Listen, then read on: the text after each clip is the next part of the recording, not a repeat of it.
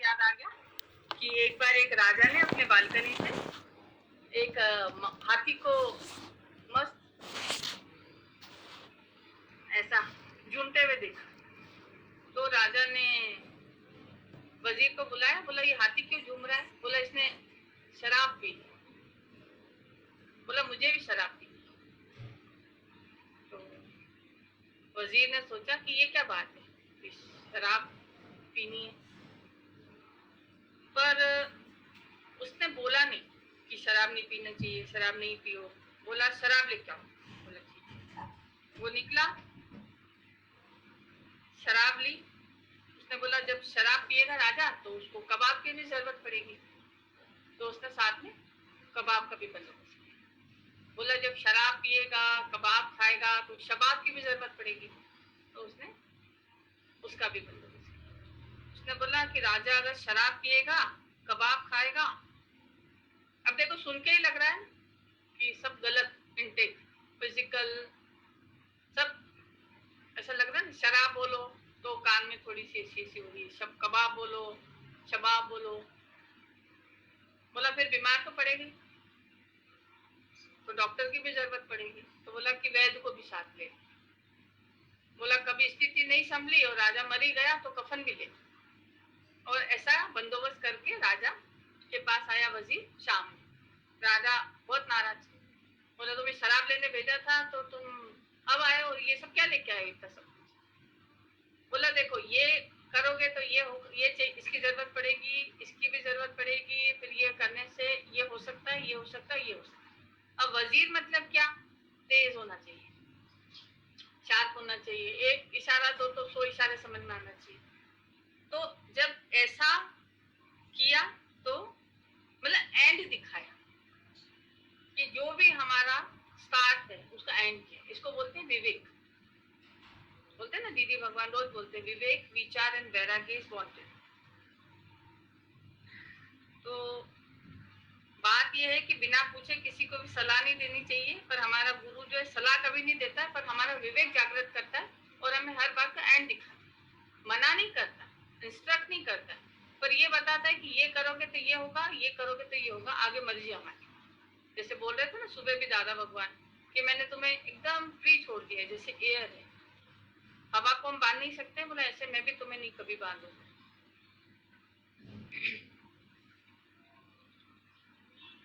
बोला बिना पूछे किसी को सलाह नहीं देनी चाहिए, जब कोई वचन की कीमत करे तभी बात करो। थर्ड है कि जो चीज जहां से उठाओ वहीं पर रखो। ये दादा भगवान की बहुत अपनी उनकी क्वालिटी हुआ करती थी। वो कहते थे कि मैं अपनी चीज खुद ही उठाता हूँ और खुद ही रखता हूँ। उससे पता है सबसे बड़ा फायदा क्या होता है कि हमारे को ना बोलने में बहुत कम आता है और हमारे को ना पूछने में बहुत कम आता है और हमको है ना क्रोध बहुत कम आता है। आप देखो, और हमारे घर में सहज ही एक शांति रहती है। जैसे मौन पे कितना चल रहा है, कल भी इतना बड़ा लेटर पड़ा था माता भगवान का मौन के ऊपर, वाणी चली थी इतनी मौन के ऊपर। माता भगवान कह रहे थे ना कि हमारे बोलने का बोल रहे थे कोई मोल ही नहीं है। जैसे थूक फेंको तो थूक का क्या कितना बड़ा वर्ड है बताओ, जैसे थूक फेंकी, अब थूक का क्या वैल्यू है? कोई वैल्यू नहीं। ऐसे बोला हमारे बोल का कोई मोल नहीं, क्योंकि हम बिना पूछे देते हैं। हमारी भावनाओं में भी बहुत फर्क होता है, हमारे वर्ड्स में भी बहुत फर्क होता है, हमारी लैंग्वेज में भी बहुत फर्क होता है। तो इसलिए ये बहुत अच्छा पॉइंट लिखा है। और ये जो पॉइंट है दादा भगवान की कि वो जो चीज जहाँ से उठाते थे खुद ही उठाते थे, खुद ही रखते थे। अब जब मैंने खुद ही उठाई, खुद ही रखी, तो मुझे किसी से पूछना नहीं पड़ेगा या मांगना नहीं पड़ेगा कि मेरी वो चीज दो, क्योंकि मुझे पता है मैंने कहाँ रखी। तो बोला कि अंधेरे में भी ढूंढ सको, मतलब अंधेरे में भी उस चीज को उठा सको, तो कितनी वृत्तियां भी हमारी भटकने से बचती है। देखो जैसे हम किसी को बोलेंगे कि ये लो रखना, अब जैसे वो नहीं बताते हैं कि वो धृतराष्ट्र के पास किसी ने बोला कि ये लो 100 तीतर मेरे, तो उनने किसको दे दी? रसोई के दे दी। बोला इसको रखो। अब रखो तो बोला कि किसी दिन जब उनको खाना था, गोश्त खाना था, तो वो तीतर बना के दे दिया रसोई। बारिश गिर रही थी तो ला नहीं सकते थे, तो वो अवेलेबल था तो बना के दे दिया। बोला ये बहुत स्वादिष्ट है, मुझे और चाहिए। ऐसे करके 100 तीतर उन्होंने खा लिया। तो गीता भगवान बहुत अच्छी इस पे बात बोलते हैं कि भाई तुम किसी को कोई चीज रखने के लिए देते हो तो उसको पूरे इंस्ट्रक्शन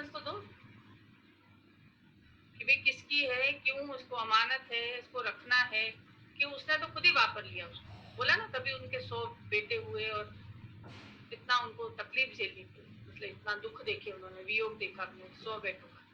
तो कहने का मतलब है कि आज भी सुबह दीदी भगवान के बहुत ही इंपॉर्टेंट वर्ड्स थे कि हमें भगवान से नहीं डरना है, कि भगवान ऐसा मत कर देना, भगवान ऐसा मत कर देना। बोला भगवान से थोड़ी डरना, हमें डरना अपने कर्म से, और हमारे कर्म की सजा हमको खुद ही मिलती है, भगवान थोड़ी ना देते। अब भगवान हम बोलते किसको है बताओ? कोई बैठा हुआ है जो हमारा हिसाब किताब कर रहा है? हमारी कर्म कहानी तो हमारी अपनी आत्मा ही जानती है, हमारा परमात्मा, हमको हमारे अंदर ही पता हुआ है कि हम क्या करते हैं। हमने देखा है जब कुछ भी होता है तो बोलेंगे कि किसी ने कुछ कर तो नहीं दिया, नजर तो नहीं लग गई किसी की हमारे घर के ऊपर। मतलब कैसा कैसा मन बातें बताता है। ये मन सबसे बड़ी, इसकी सलाह कभी नहीं देना चाहिए, न इसकी सलाह किसी को देना चाहिए। हम अपने मन मत की सलाह देते भी रहते हैं, बहुत ऐसा करना ऐसा करना ऐसा करना। और वो सलाह किसकी है पहले वो देखे तो सही। ऐसे नहीं कि किसी के मन की सलाह लेकर ही हम चल पड़े। और बहुत होता है ऐसा, और इसके लिए हमें ना बहुत सूक्ष्मता की और अंतर्मुखता की जरूरत है, तभी हम अपने भीतर समझ पाएंगे कि कहाँ हमसे गड़बड़ी होती है। क्योंकि माता भगवान ने बोला ना, तुम्हारी अगर नींद खराब हो रही है मतलब पक्का कुछ ना कुछ गड़बड़। अब वो गड़बड़ कौन बताएगा? वो गड़बड़ और तो कोई बता नहीं सकता, ये तो हमारी अपनी ही कॉन्शियस हमको बता सकता है ना। जैसे एक बार एक समय आता है ना जब हम सत्संग में ऐसे इन्वॉल्व हो जाते हैं, बहुत सत्संग अच्छा लगता है, बिल्कुल हमारी लगन अगन जागती है और ऐसा लगता है कि नहीं गुरु तेरे जैसी बनी है जीवन मेरी, मुझसे गलती ना हो, मेरे से मेरे गुरु का नाम नीचे ना, ऐसे एक बहुत एक भक्ति, एक उमंग, एक अंदर में एक अजीब सी स्थिति पैदा होती है।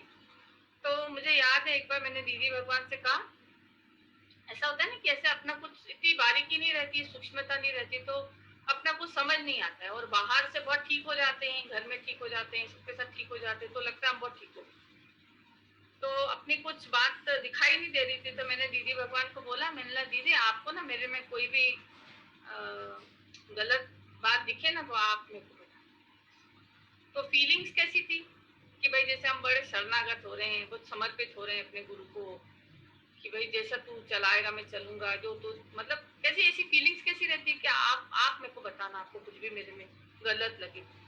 तो दीदी भगवान ने, जैसे दादा भगवान को किसी ने बोला था तो उन्होंने कितना सुंदर जवाब दिया ना, कि पहले तो मैं अपनी आत्मा से गिरूं, देह में आऊं, फिर अपनी देह से दूसरे की देह में जाऊं, है ना, फिर जाके तुम्हारा विकार देखो तुमको बताऊं। तो बोला ये सौदा बहुत महंगा है, मैं नहीं कर सकता, है ना, मैं क्यों अपने आत्मा से नीचे आऊं। कितना बड़ा जवाब है। तो दीदी भगवान ने क्या बोला, बोला कि हाँ मैं भी ना माता भगवान को ऐसे ही बोलूंगी जैसे तू मुझे कह। अब देखो कितना बड़ा जवाब है। हर दिन वो जवाब हमारी परवरिश करते हैं। क्या हमें ना बाहर से कोई क्यों बताएगा कि हम कहाँ गड़बड़ है? क्या हमारे अंदर आवाज नहीं आती? आती है, और बाहर भी आती है, अंदर भी आती है, पर अगर हमारे में हो ना वो चीज, अगर हमारे में वो भाव हो ना सीखने का, तो सीखे जाते हैं कहीं से। तो बहुत मुझे तो वो जवाब दीदी भगवान का ऐसा लगा कि वो आजीवन, एक होती ना लाइफ टाइम किसी चीज की हमको वो मिलती है, मतलब लाइफ टाइम गारंटी, कि वो ऐसा वचन है दीदी भगवान का कि सही बात है। आज दीदी भगवान माता भगवान को ऐसा बोलेंगे कि माता भगवान आप मेरे को बताना मैं कहाँ गलत, बोलेंगे? वो तो बता ही रहे ना, हम सुने। मतलब इस बात के, इस पॉइंट के इतने सारे अर्थ हैं देखा जाए तो। आज हमको क्या कोई बोलता नहीं है तो क्या वो गुरु का मुख नहीं है? वो भी तो गुरु का ही मुख है। पर हम बंधना नहीं चाहते, हम बांधना चाहते गुरु को, कि आप मेरे को बताएं। तो आज किसी न किसी रूप में आके वो हमें बताता तो है। अगर हम सुने नीरज के कानों से तो किसी के कड़वे शब्द भी हमें मीठे लग सकते हैं। पर हमको क्या लगता है कि देखो दीदी भगवान ने बोला ना कि मीठा मिठो करे चो, मिठो करे चाहो तो मैं बोलूँ ना मीठा करके, पर दूसरा मुझे कैसे भी बोले, हम बोलेंगे नहीं उसको कड़वा, ऐसा थोड़ी बोलना चाहिए, ठीक से बोलना चाहिए। पर हमारे लिए ये पॉइंट है कॉमन सेंस की, कि हमारे साथ कोई कड़वे शब्द बोलता है तो उसको हमको मीठा करके उठाना। बोला ना किसी के भी कड़वे शब्दों को धीरज के कानों से सुनेंगे तो वो मेरी शिक्षा का शास्त्र होगी। और अगर ये भाव हमारे में आ गया ना, तो वो जो मैना पॉइंट है दादा भगवान का, मैना, उस पॉइंट पे उस सांचे में ढलने में हमें बहुत आसानी होती है। जब हम सुन पाते हैं ना किसी के शब्दों को धीरज से, तो जरूर किसी को कोई तकलीफ होती तभी कोई कुछ बोलता है ना। तो इसके लिए बहुत सही लग रहा था कि हमें जहाँ से भी आवाज आती है, माता भवन बोलते हैं ना, तुम्हें कोई बच्चा बोलेगा तुम कल का आया हुआ, तुम मुझे बोल रहे, तो ठीक है ना, भगवान है ना। बच्चा छोटा है दिखने में, कोई भगवान तो पूरा है ना, भगवान थोड़ी ना छोटा है, भगवान तो पूरा ही। तो हमें जरूर सुनना चाहिए। उससे बहुत है ना। एक बार मैं बाहर गई थी, तो जहाँ गई थी उनके वहाँ और भी कोई आया था, तो उनको ना होता है ना, मन होता है ना, कुछ भी देख के उनका मन आ जाता था। तो एक दिन उनको मैंने बोला कि आपको ना मेरे से जो भी तकलीफ हो तो आप मुझे बताओ। तो ऐसे कोई कैसे बताएगा किसी को, तो उसने बोला कि फिर आप भी बताओगे मेरे को, आपको जो मेरे से तकलीफ है। मैंने कहा ठीक है, तुम मुझे बताओ फिर मैं तुम्हें बताऊंगी। तो उसने मुझे बताया कि ये बात आपकी मेरे को सही नहीं लगी। बोला अब आप बता। मतलब मुझे तो तुम्हारी सब बातें सही लगती, और मुझे तो परेशानी थी ही नहीं उनसे। तो वो लगा, इतना अच्छा लगा, मुझे बहुत अच्छा लगा। मुझे ऐसा लगा कि हम लोग बहुत बार कहते हैं ना, हमें समझ नहीं आता, हमें पता नहीं चलता है। मेरा तो कोई ऐसा इंटेंशन नहीं था बोलने का, पता नहीं उसको बुरा क्यों लग गया, पता नहीं, मैंने तो ऐसा कुछ नहीं बोला। ऐसा क्योंकि हमको अपनी आवाज तो सुनाई नहीं देती, इतना ऑब्जर्व नहीं कर पाते हम अपनी बात को। तो ये एक मुझे तो बहुत सरल तरीका लगता है कि अगर हम किसी की भी बात को धीरज के कानों से सुनेंगे ना, तो हम जल्दी हमारी प्रोग्रेस हुई। और बेवजह तो कोई कोई बोलता ही नहीं है। अगर धुआं उठ रहा है तो आग होती तभी धुआं उठता है। तो ये बहुत वो है कि हम जरूर जो है अपने आगे पहरेदार रखें, जो हमें बनाए तो इजी हमारा काम हो जाए, क्योंकि हमारे पास वक्त भी बहुत कम है और काम भी बहुत ज्यादा है। तो मदद लें तो अच्छा है। नेक्स्ट पॉइंट है कि पहली है कि दो आदमी आपस में बात करते हैं तो बीच में बात करना कॉमन सेंस नहीं है। दूसरी है कि बिना पूछे किसी को सलाह नहीं देनी चाहिए जब कोई वचन की कीमत करे, यानी पूछे तभी बात करो। थर्ड है कि जो चीज जहां से उठाओ वहीं पर रखो, जो अंधेरे में भी ढूंढ सको। चाबियों के रखने के लिए फिक्स नहीं रखते, नहीं मिलने पर टेंशन। ये भी बहुत अच्छी कि मतलब जगह पे रखेंगे तो हमें जो है दिक्कत नहीं होगी, और फिक्स जगह रखेंगे तो भी दिक्कत नहीं होगी, टेंशन नहीं होगी किसी भी चीज की घूमने की।